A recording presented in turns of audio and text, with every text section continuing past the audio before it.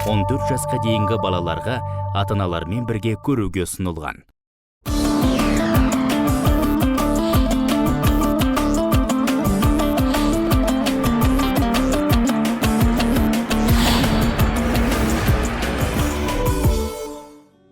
Сайрам, халқы тығыз қоныстанған аудандардың бірі. Бүгінде мұнда 207 мыңнан астам тұрғын бар. Еңбекке қабілетті адамдары егін, мал шаруашылығында нәпақаларын тауып, тұрмыстарын түзеп жүр. 4 түлікті бордақылау ісін өрістетуге жасалған бетбұрыс бұл күнде Қарабұлақ ауылын аудан, облыс асып республикаға танытты. Қашан келсеңіз де құт мекенде 4 түліктің саудасы қайнап жатады. Қазақстанда етке деген сұраныс жоғары. Сондықтан аталған саланы дамыту бүгінде өте өзекті мәселелердің қатарында. Қарабұлақтықтар қолға алған шаруа осыны шешуге септігін тигізеді деген сенім бар. Қазір Сайрамдағы 917 мал бордақылау алаңында бір мезетте 32 мың ірі қара бордақыланып жатыр. Бүгінгі таңда мал шаруашылығы, оның ішінде мал бордақылау бағытында жұмыс істейді және көкөніс өсірумен айналысады. Бүгінгі таңда ауданда 210 мыңға жуық ірі қара мал бар, 205 мыңдай ұшақ мал бар.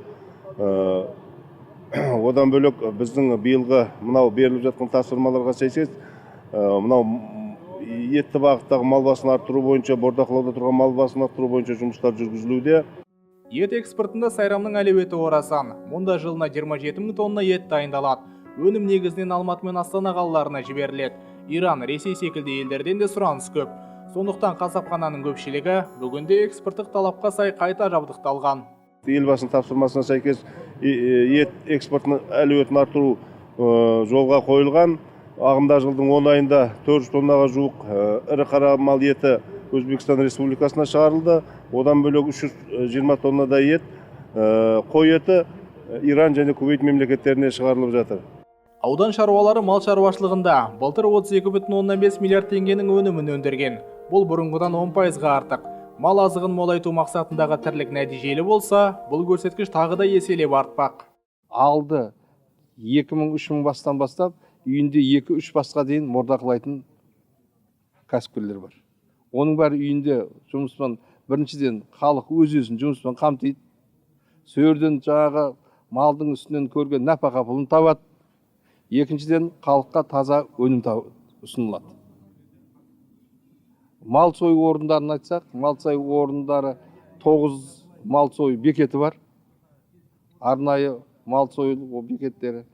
13 мал сою алаңшалары бар. Келешекте сол мал сою алаңшаларының бәрін ауылдың сыртына, тыс жерге орналастырып, мал сою бекеттерін айландыру. Өйткені сол өмірдің талабы. Сол өрден бүкіл өнім ветеринарлық сараптамадан өтіп, халыққа таза өнімді ұсынуымыз керек. Қожалықтардың қора-қопсысы малға жайлы, бірақ шаруалар көбіне жем-шөптен қиналады. Өйткені ауданда жайылмас, дәнді дақыл егетін жерде тапша. Малдың азығы құнарлы болу үшін мақсары, бидай, мақта шиті диірменде уатылып, араластырылып беріледі. Бұл сүрлем дайындаудың технологиясына ұқсайды. Осы әдіс бұзауларға қысқа уақыт ішінде көп салмақ қосуға мүмкіндік береді. Бүгінгі таңда бізде ең күрделі мәселенің бірі болып отырған осы біздің азық-түлік мәселесі болып отыр, мал шаруашылығына арналған. Өйткені бізде мал басына шаққанда өндірілетін мал азықтық дақылдар негізінен 80%-ға дейін осы ауданнан, тыс жерлерден, республиканың солтүстік өңірлерінен, басқа облыстардан сатып әкелінеді. Бірақ бұрыннан осы бағытта жұмыс істеп жатқан шаруашылықтар, диқандар бұған дағдыланып, бүгінге барынша осы тиімді пайдалану жолдарын қарастыруда. Мемлекеттік субсидияны тиімді пайдалану мақсатында ауданда бірнеше кооператив құрылды. Олардың құрамында 3000-нан астам мүше бар. Біріншіден, мал бордақылаумен айналысатын шаруалардың көбеюіне, екінші, бағаның тұрақты болуына, ет құнының өспеуіне көп ықпалы тиеді. Ауыл шаруашылық өндіріс кооперативтеріне арзандатылып берілетін, субсидияланып берілетін жемді пайдалануда. Бұған негізінен біз қазір Өскемен қаласынан түрлі құрама жемдер алып, ол мемлекет тарапынан субсидияланып жатыр. Одан бөлек жаңағы түрлі осы өзіміздің облыста өндірілетін майлы дақылдардың жаңағы сығындыларын пайдаланылады. Соның есебінен әрине бұл өзіндік бағасына өнімнің кері әсер етеді. Бірақ бүгінгі таңда шаруалар шығынға ұшырап отқан жоқ. Сайрамдықтардың ет өнімдерін өткізу бойынша жоспары да бар, сондықтан да сату қиынға соқпайды. Мал бабына келуіне қарай жыл 12 ай саудаланады.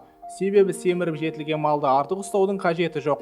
Қыс айларында сату жұмыстарын тоқтатпау үшін малға қажетті арнайы жем берілуі керек. Бұл сиырды семірту үшін және өзі де семіріп келген малды аздырып алмау үшін қажет. Жалпы өткен жылмен салыстырғанда Сайрамда ірі қара мал басы 25,4%-ға, жылқы 14,3%-ға, қой мен ешкі 19,3%-ға көбейген.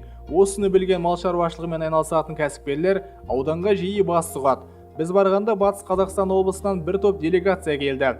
Меймандарды осы салаға жауапты басшылар күтіп алып, берекелі жұмыстармен таныстырды.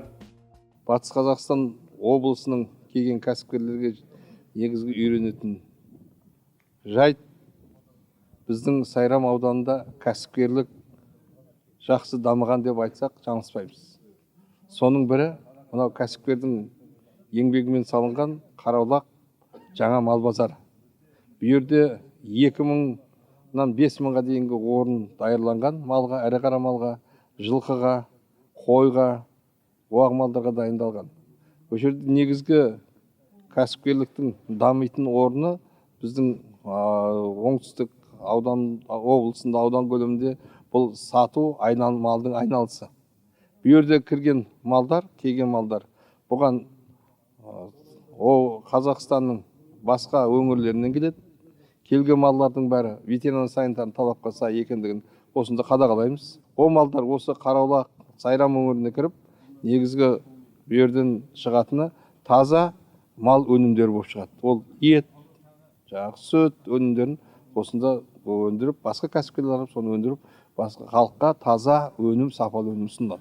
Батыстық топ ең алдымен Қазақстандағы ең үлкен мал базарын аралады. Орталықтан ауыл сыртына көшірілген орын санитарлық талаптарға сай соңғы үлгіде салынған. Әуелі мал базарына әкелген төрт түліктің құжаттары тексеріледі. Бәрі талапқа сай болғанда ғана мал сатылымға шығады. Халыққа қызмет еткеніне бір ай болды. Жұмыс істеп жатыр. Қазақстанның түпкір-түпкірден келеді, Россиядан келеді мал. Алып жатқандар өзіміз Батыс Қазақстан. Семіз мал шығады ғой. Арық малын халыққа әкеледі да, үйінде бордақылап, семіз мал Астананы, Алматаны, жақын бері халыққа жақсы болып қалды мұны. Көрші мемлекеттердің Өзбекстан жақтан келіп малдарын алып жатыр қазір. Халық қаяққа сатуын білмей жүреді, өте жақсы болды. Қазір кетіп жатыр. Бір 2000 шақырым, 3000 шақырым мал кетеді базардың ішіне. Бір 2000 ірі қара кетсе, бір 2000 қой кетеді. Жылқыдан 1000 шақты кетеді. 150-200 адам жұмыспен қамтамасыз етіп жатырмыз, жұмыс істеп жатыр. Базардың қалай екенін көріп шықтыңдар. Таза, бәр жер асфальт. Халыққа ыңғайлы, сүретін жері бар, артатын жері бар, су, бәрі условиялардың бәрін жасағанбыз. Елдің қашық, көріп тұрсыздар, үйден бір километр, 2 километр қашық жерге салынған. Еңбекқор оңтүстік жұртынан үйренеріміз көп. Жұмыс үйлесімді жолға қойылған. Бүгінгі көрген мал шаруашылығы бағытынан тәжірибе алатын тұстар көп дейді қонақтар. Басты мақсатымыз бұл тәжірибе алмасу. Біздің Батыс Қазақстан өзіңіз білесіз, басты бағыты мал шаруашылығы. Соған байланысты осы жақта мына сіз мал базарын көрейік деп бордақылаумен тәжірибе алмасу бағытында осы келіп, осындай іс-сапарға келдік. Өзімізден ауданның өкілдері бар, Батыс Қазақстан және кәсіпкерлеріміз бар. Жоқ, мынау жаңа ғана осы бірінші нысанымыз. Алда осы мінде тағы үлкен мал бордақылау алаңдары бар екен. Солармен қазір істермен қандай жобалар қолданып жатыр. Қазір цифровой технология дейді, оптимизация дейді. Сол бағыттармен бұл тәжірибе алмасып көру, танысу бағытымыз сол. Әрбір елдің өзіне ерекшелігі бар ғой. Бізде Батыс Қазақстан мана айтып жатыр, біздің басты бағытымыз сол. Мал шаруашылығы, бізде де мал бордақылау алаңдары бар. Енді өзіміз қазір тәжірибеде әріптестермен сөйлесіп отырып талқылаймыз ғой, әлде де тағы мәселелерді. Бұдан соң жұмысшы топ Ет-Агро Манкент ауыл шаруашылық өндірістік кооперативінде болды. Мұнда күн сайын 20 бас ірі қара, 10 бас уақ мал және 10 бас жылқы сойылады. Арнайы мал сою бекеті, мұздатқыш жұмыс істеп тұр. Төрт түліктің жағдайын тексеретін арнайы клиника зертханасы да бар. Кооператив 2014 жылы жұмысын бастаған шақта құрамында 4 мүше болған. Қазір шаруа қожалықтарының саны 10-ға жетті. Олардың әрбірінде 400-ден астам мал бар. Бірігі өндірістің өрлеуіне жол ашатыны анық. Бордақыланған мал еттері бүгінгі таңда негізінен республиканың өзге өңірлеріне, Алматы қаласына, Астана қаласына, Қызылорда, Байқоңыр қалаларына, Атырау облыстарына дейін жіберіліп жатыр. Алдағы уақытта бүгінгі таңда бұларда ет экспортын арттыру бойынша қазір Иран мемлекетімен жұмыстар жүргізуде. Мұндағы мамандар кәсіпкерлерді бірқатар басымдықтардан хабардар етті. Малдарды азықтандырудан бастап, ем-шөпті дұрыс таңдауға дейінгі жайттар жан-жақты ашылды. Қойылған сауалдарға қарағанда делегаттар өздері үшін мол мағлұмат алды деген ой қорытуға болады. Елбасы алға қойған міндеттердің бірі елімізде ет экспортын дамыту. Өңірде бұл бағытта нәтижелі жұмыс көп. Бұл аймақтағы ет экспортын қолға алған бірден бір шаруашылық. Оралдық меймандар Қайып-ата ет комбинатының өнімді экспортқа шығару жұмысына қызықты. Мұнда ірі қара мен ұсақ малдар сойылады. Қой соятын 20 қасапымыз бар, сәйкестендірілген, өздерінің тәжірибесі бар, тиісті сертификаттарын алған, осы Дубай елінің, араб елдерінен келіп, тиісті оқу жаттықтарын жүргізіп, сертификаттарын ие болған. Өзіміздің Қазақстанның ішіндегі рынокқа келетін болсақ, Алматы, Астанада көп сұранысқа ие болып жатамыз. Өзбекстан елі бар, шетелдерден. Осы біздің Қытай Халық Республикасынан кеше ғана келіп кетті, үлкен делегациялар. Олар келіп, өте өзінің жаңағы жоғары деңгейдегі бағасын беріп, қазіргі таңда оларға біз реестрге тұру үшін олар жұмыс істеп жатыр. Біздің Қайып-атаның сойға рұқсат алу үшін. Кешенде еттің сапасын анықтайтын зертхана мен санитарлық талаптарға сай қасапхана бар. Сондай-ақ арнайы тоңазытқыштар орнатылған. Халал стандартына сай келуі жіті бақылауда. Халықаралық нарыққа шығу үшін осындай қадамдар жасалған. Бұл жұмыстың өнімділігі мен сапасының артуына ықпал етеді. Бүгінге дейін Қайып-атаның етіне Иран, Біріккен Араб Әмірліктері, Өзбекстан қызығушылық танытқан. Бір тәулікте 24 сағатта 1700 басқа дейін сойлады. Ал ірі қара бойынша 150 басқа дейін сойлады. Яғни 40 тоннаға дейін сойлады күніне. Қазіргі таңда бізге қызығушылық танытып жатқандар Қытай Халық Республикасынан, Ресейден, қазіргінің өзінде Ресей Федерация мемлекетіне қазір біз бүгінгі таңда бірінші рейс жіберіп жатырмыз. 20 тоннаға дейінгі ұсыныс келіп түсті. Бүгінгі соны 1000-ға жуық қойымызды сойып жөнелтеміз тауарымызды. Мал сою алаңдары Қазақстан ветеринар туралы заң талаптарына сай күнделікті бақылауда болады. Күнделікті бақылау өткен себебі өйерге бекітілген аттестованный малдәрігерлер бар және ветеринариялық қызмет көрсету коммуналдық кәсіпорын мамандары бекітілген. Оған қоса әр мал сою орнына ветеринария бөлім тарапынан мамандар бекітілген арнайы бұйрықпен. Сол себепті ол халыққа таза өнім, мынау індеттің алдын алу, малдың арасындағы адамға жұқпалы аурулардың алдын алу үшін міндетті түрде ветеринария санитар талаптарға сай күнделікті бақылауда болады. Комбинат жақында Ресейге ет жөнелтпек. 147 миллионға жуық халқы бар көрші елдің тарапынан етке деген сұраныс жоғары. Кәсіпкерлер импорттаушы мекеме ретінде Қайып-ата шаруашылығын таңдаған. Еттің сапасы олардың көңілінен шығып отыр.